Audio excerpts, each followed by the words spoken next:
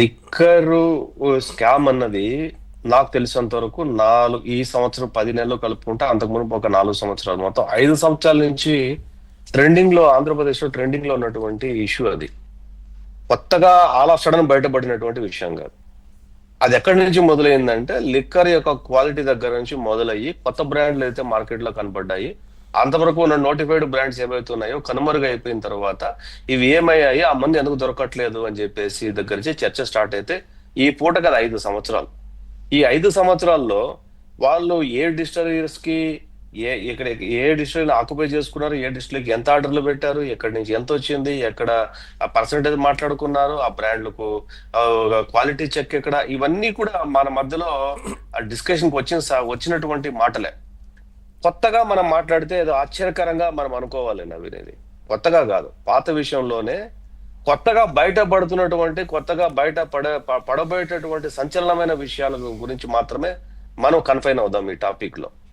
ఈ ఈ రాజు కసిరెడ్డి అనే వ్యక్తి తనంతకు తను అసలు నిజంగా సచ్ యూజ్లెస్ ఫెలో. నోటీసులు ఇస్తే రివర్స్ లో ఇన్వెస్టిగేషన్ ఏజెన్సీకి ఇచ్చింది ఏంటంటే, అసలు మీరు ఎందుకు పిలుస్తున్నారు, నాకేం సంబంధం, అరే ఇన్వెస్టిగేషన్ ఏజెన్సీ నీకు తాకేది ఇస్తే ఎందుకు ఇస్తారు, ఎందుకు ఏదో నువ్వు నాకెందుకు ఇస్తున్నావు అని చెప్పి అడగలిగే ధైర్యం నీకు ఎక్కడి నుంచి వచ్చింది యూజర్స్ ఫెలో నీకు? అసలు నీ పేరు విజయసాయి రెడ్డి పేరు చెప్పమని చెప్పి ఎవడని చెప్పాడా, ఇన్ఫ్లుయెన్స్ చేశాడా? తనే వచ్చి బయటకు వచ్చి బహిరంగంగా చెప్పాడు.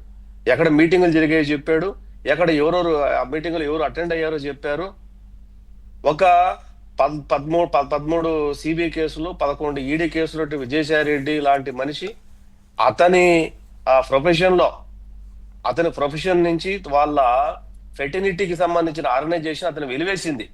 నువ్వు ప్రాక్టీస్ చేయడానికి వీలు లేదు అని. తర్వాత హైకోర్టుకు సుప్రీంకోర్టుకు పోయాడు, కింద మీద పడుతున్నాడు. Now is not doing practice, అతను ప్రాక్టీస్ చేయటం లేదు. అటువంటి వ్యక్తి నిన్నో మాట అన్నాడు రాజు కసిరెడ్డిని, ఏమని, తెలివైన క్రిమినల్, నేను ఇలాంటి వాడిని నా జీవితంలో ఇంతవరకు చూడలేదన్నాడు. అంటే నువ్వు ఎంత క్రిమినల్, నువ్వు అంత పెద్ద క్రిమినల్, నేను తెలివైన క్రిమినల్ అన్నాడు. అంటే అతని ఊహలు కూడా, అంచనాలకు మించి కూడా నువ్వు నీ ఆలోచన ధోరణి తీరు ఉంటదంటే నువ్వు ఎంత క్రిమినల్ నువ్వు. ఇక్కడ ఒక్క ఈ రాజ్ కసిరెడ్డే కాదు, దాంట్లో ఉండేటటువంటి పనిచేసేటువంటి ఆర్డర్ ఇచ్చేటువంటి ఎండిగా పనిచేసేటువంటి అతను కూడా ఈ స్టేట్ కి సంబంధం లేని వ్యక్తి, రైల్వే సంబంధించినటువంటి వ్యక్తి. అందులో ఎవరెవరైతే టీమ్ ఆఫ్ మెంబర్స్ ఉన్నారో వాళ్ళకి ఈ డిపార్ట్మెంట్ సంబంధం లేదు. ఎస్, వాసుదేవ్ రెడ్డి.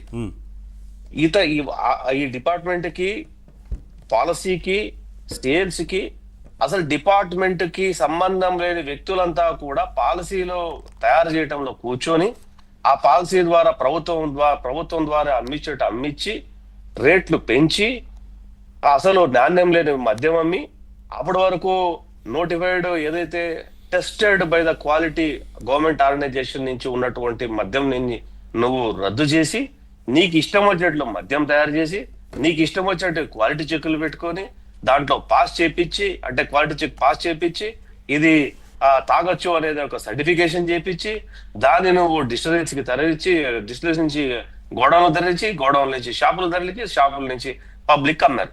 పబ్లిక్ లో ఎవరి ద్వారా అమ్మారు అంటే డిగ్రీ చదివే విద్యార్థుల దగ్గర మందు షాపుల్లో పనిచేసి రిక్రూట్మెంట్ చేశారు. డిగ్రీ చదివే పిల్లోడు మందు షాపుల్లో పని చేయాలని చెప్పిన వెధవని ఏమనాలా మనం? డిగ్రీ చదివే వాళ్ళు మందు అమ్మాలా? రాత్రిపూట వాళ్ళని ఏం చేసావు నువ్వు? షాప్ టైమింగ్స్ అయిపోతే షాప్ లో డబ్బులు కట్టేసి క్లోజింగ్ అకౌంట్ చేస్తే వాడుగా ఒక్కొక్కరు ఒక్కొక్క బాటిల్స్ బాక్స్ బయటకు తీసుకొచ్చేసి ఆ షాప్ వెనకాల పక్కన దొంగగా అమ్మి ఎక్కువ రేట్లకు అమ్ముకున్నారు. నువ్వు ఏం చేసావు? డిగ్రీ చదివిన వాళ్ళని ఏం చేసావు? నువ్వు మందు దొంగగా అమ్మే విద్యను నేర్పించావు. అట్లాగే కరోనాలో ఉపాధ్యాయుల్ని నువ్వు అక్కడ లైన్ క్లియరెన్స్ కోసం పెట్టావు. ఇది నువ్వు చేసినటువంటి వెధవ పని రాష్ట్రానికి. ఆ మద్యం రేట్లు భరించలేక, కరోనాలో నీ దెబ్బకు తట్టుకోలేక నెల్లూరు జిల్లాలో శానిటైజర్ దాకి 32 మంది చచ్చిపోయారు. 33,000 మంది రాష్ట్రంలో 40 సంవత్సరాలు దాటని వాళ్ళు కిడ్నీ, లివర్ వ్యాధులతో బాధపడుతున్నారు. అవును, కల్తీ మద్యం తాగి మరణించిన మరణాలు ఎన్నో ఉన్నాయి, గణాంకాలు చెప్తున్నాయి కదా. ఈ పాపం ఎవరిది? 30-40 సంవత్సరాలకి స్టాటిస్టిక్స్ మనం లాస్ట్ 10-15 ఏళ్ళ నుంచి తీసుకుంటే ఉమ్మడి ఆంధ్రప్రదేశ్ లో సహా ఆ వయసు ఉన్న వాళ్ళకి ఎంతమంది కిడ్నీలు వస్తాయి, రోగాలు వస్తాయి, ఎంతమందికి లివర్ జబ్బులు వస్తాయి అనేది ఓ స్టాటిస్టిక్స్ ప్రకారం అంచనా వేస్తే ఎక్సెస్ 200-300 టైమ్స్ వచ్చింది. ఇంత పాపము నీకు చేయాలని ఎట్లా అనిపించిందో నాకైతే అర్థం కాలేదు. ప్రజల ఆరోగ్యాలు, జీవితాలు, వాళ్ళ కుటుంబాలను, వాళ్ళ ఆర్థిక వ్యవస్థను చిన్న భిన్నం చేసేసి మళ్ళీ నేను బటన్ నొక్కాను అని చెప్పి చెప్పుకున్నాడు జగన్మోహన్ రెడ్డి.